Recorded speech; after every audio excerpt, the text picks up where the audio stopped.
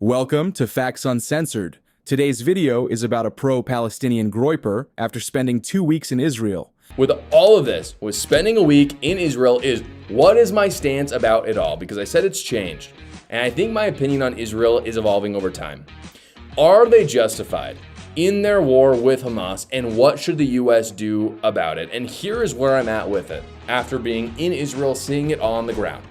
If you look at who has an ancestral claim on the land, I am convinced, after doing all the studying I've done, that Jews have an ancestral claim on it. But here's the thing. I don't even think that matters. So if that matters to you, then Jews get the land. And that's what it is. But I actually don't think that matters at all. I don't care about it. Because frankly, who cares anywhere in the world who has some sort of ancestral claim on it? Obviously, I don't care that Native Americans were in the United States before the British settlers. That doesn't matter to me at all. The question for me that matters is who is a better steward of the land? Who politically is going to be a better ally to the United States? And there is no question that the Israelis are better suited to lead the region than the Arabs. No question. Israel is a first world nation. They allow Christianity to be there. They allow even Muslim Arabs, which I think is frankly generous, to live with them peacefully. And the same cannot be said for Hamas. It cannot be said for the Palestinian Authority.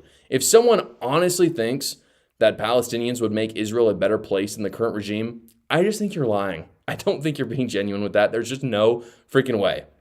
It would obviously be a hellhole under Palestinian rule, and I think we have to be honest about that. And I think, again, if you think contrary, you're either just a leftist, brainwashed person, or you are lying because you hate Jews. That's the only thing I can get to. Or again, you've never been to Israel and actually seen on the ground what Israelis live like. Now, that does not mean that you can't be critical of the Israeli government. I've got no problem with that. I was actually really encouraged. One of my favorite things about Israel was how critical Israelis were of their own government. It reminded me of America in many ways.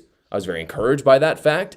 I think that we can actually be the same. I think we can be critical of the Israeli government. There's no problem with that. I think we can analyze how Israel has fought their war in Gaza. There's no problem with that. I think that we can have a conversation about reducing our aid as Americans to Israel. I have no problem with that. But even with all of that scrutiny, one fact still remains. Israel has a right to exist. I am convinced of that. And they run the region fairly effectively and much better than what Palestinians would do. My number one takeaway I have from the trip is that I enjoyed being there. I enjoyed actually being on the ground, actually seeing what people are saying, what is happening. But what I wish so badly is that I could do the same in Gaza, really. And many other people in my group said the same thing. We really wish we could go to Gaza and talk to Hamas. I want to hear their feelings. I want to know what they think. I want to know how they think. But obviously, if I did that, I would be killed immediately on the spot. And not just by Hamas, by the way. I am convinced that Palestinians, not part of Hamas, would probably kill me as well because of just how big of a cultural difference there is. And so that is the fundamental difference between the two sides. One side hates Westerners, wants us dead, would not have a conversation with me. The other side invited me to their country to actually see on the ground what is happening and to meet their citizens. And again, meeting citizens that were even critical of them. And I have to say that out of the hundreds of Jews and Arab Israelis that I met, I loved every single one of them. All of them were incredibly nice to me. They were incredibly good and frankly people that I think Americans can actually cohabitate with in a way that is just not true for Palestinians. The mainstream media right now continues to lie about Israel because they obviously hate Western countries. They hate countries that have Western conservative ideals. Reporters actually just this week have already come out with lies. They say that Israel has violated the peace agreement with Hamas. Again, a total lie fabricated to help a terrorist organization. Hamas, while on the ground I was there. I know what's happened. Hamas has killed IDF soldiers, and Israel, as per the agreement that they signed, has responded in kind.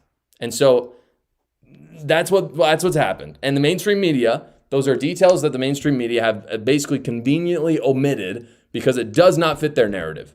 It does not fit their narrative of they hate Western nations. Here's the last thing I'll say. One of the themes of the trip was we were trying to ask everybody what the actual definition of anti-Semitism was. And we got lots of answers, and most of them, honestly, were not very good. We got lots of bad answers from the ADL lady. We got lots of bad answers from the IDF. But I came to a conclusion. I think anti-Semitism is not being about anti-Israel. We can be critical of governments. Anti-Semitism is obviously hatred towards Jews, but when Israel is concerned, this is the definition of anti-Semitism for me. It is when people apply judgments to Israel that they could not care less to apply to any other country. And people on the woke right and the woke left are doing this repeatedly. For instance, caring that we send aid to Israel, but forgetting about the 120 other countries that we also send aid to. Or saying that Israel is committing a genocide while hundreds of thousands of Christians are being genocided in Nigeria right now, and nobody cares about it. None.